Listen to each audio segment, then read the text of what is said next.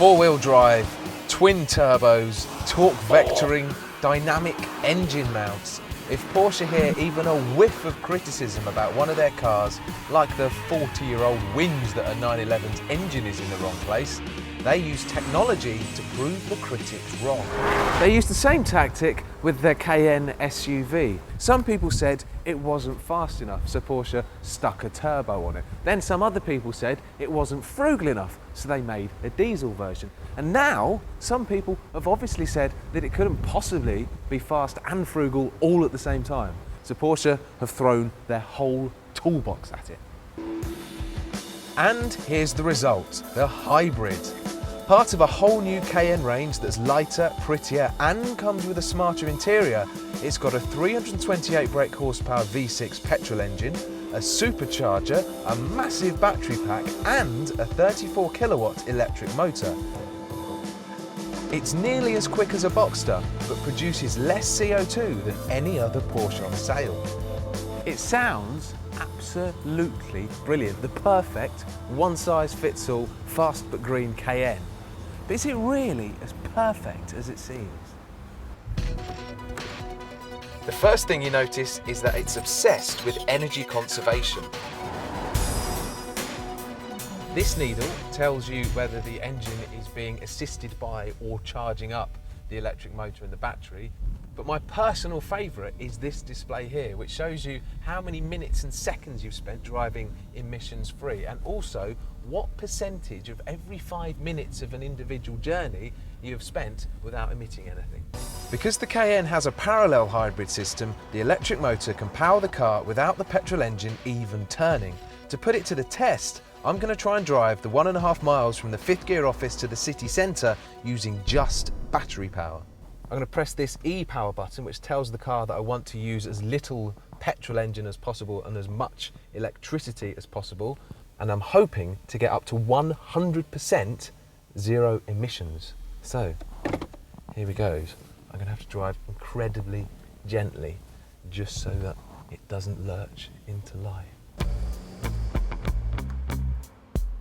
It's changed into second gear now, barely noticed it. I'm doing 15 miles an hour in a Porsche without using any cylinders at all.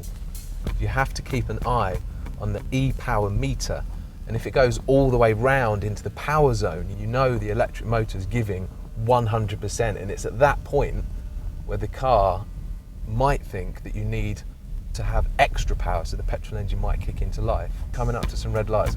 Now though, I'm in trouble because I've got to accelerate away from the lights up a hill. There's nothing behind me, so I can go quite gently, but oh dear, the E-power's at max. Oh no!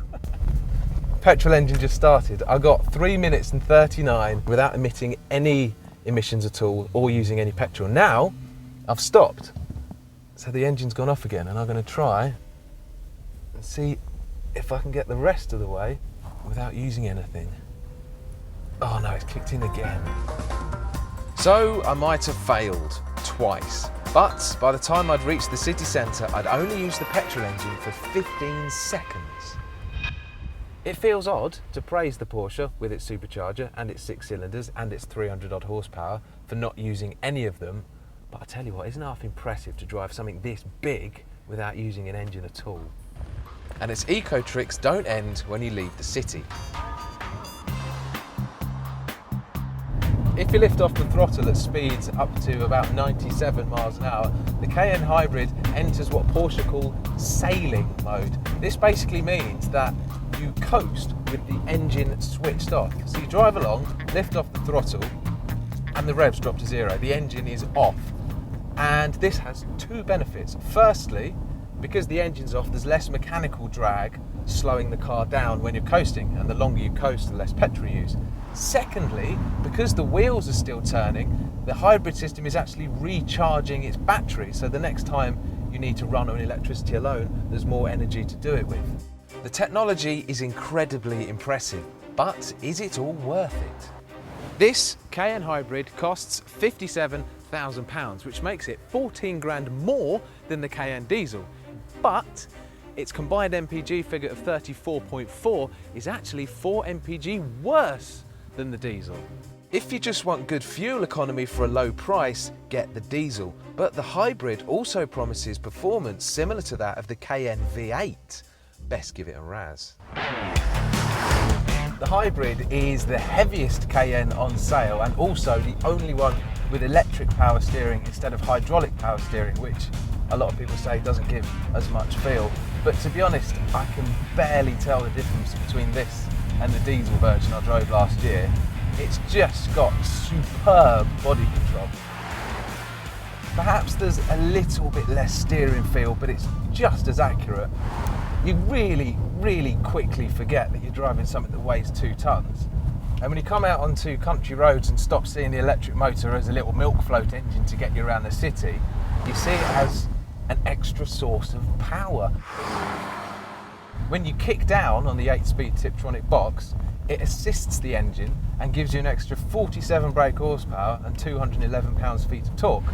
So while this has got the smallest engine of any Cayenne, it's pretty quick. But when you start pushing on, there are some niggles, like the brakes. The first part of the travel actually slows the car by using the electric energy regeneration system, and then when you press it harder, the brakes come in, so you don't get the consistency and the ease of modulation you'd expect. And then when you're pulling out of T-junctions, you pull away gently and it just goes on electricity only. But then if you suddenly want to accelerate, there's a little bit of a jolt to the power delivery.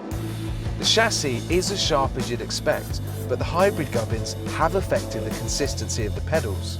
Overall though, for the typical customer, I think this could still be the ultimate Cayenne. The hybrid badge gives it this eco halo of loveliness. The reasonably high price gives it an aura of exclusivity. And the fact that you can do short trips using mostly electricity also makes it a brilliant city car. For a lot of Cayenne buyers, that is going to be perfect after all.